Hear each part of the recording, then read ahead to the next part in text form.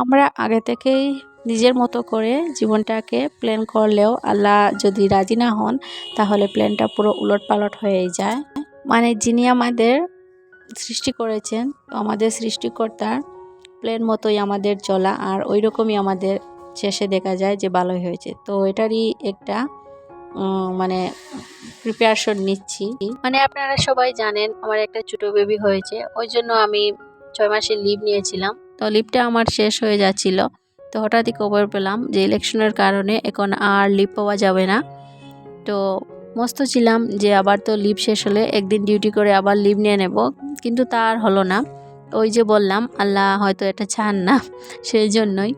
তো প্রথমে বাড়ি পড়লো যে ছোটো বেবিকে নিয়ে তো স্কুলে যেতে হবে, তো ওর খাবার গরম করে রাখার জন্য একটা হট কেসের দরকার আছে। তো ওটাকে অর্ডার করেছিলাম, তো ওটা চলে এসেছে।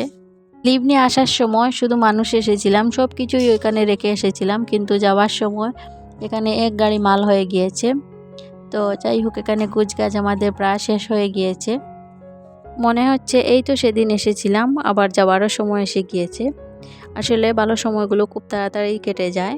এদিকে আকাশে আবার খুব বেশি কালো হয়ে আছে, মেঘ হবে, সেই জন্য একেবারে আমাদের মনের ভিতর যেরকম অন্ধকার হয়ে এসেছে ঠিক একইভাবে আকাশগুলো কালো হয়ে আছে।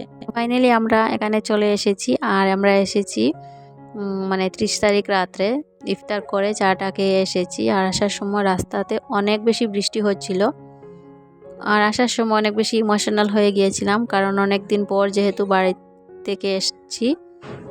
আসলে কাজে তো ছুটতেই হবে, মায়ায় তো আর আবদ্ধ হয়ে ঘরে থাকতে পারবো না। তো যাই হোক, এখানে দুই ছেলেকে নিয়ে আমি রুমে বসে আছি। আর আপনাদেরকে বলতে ভুলে গিয়েছি, আমাকে হেল্প করার জন্য একটা মেয়েকেও এবার এনা হয়েছে। তো ও আর আমার হাজব্যান্ড মিলে মালগুলো গাড়ি থেকে রুমে নিয়ে আসছেন।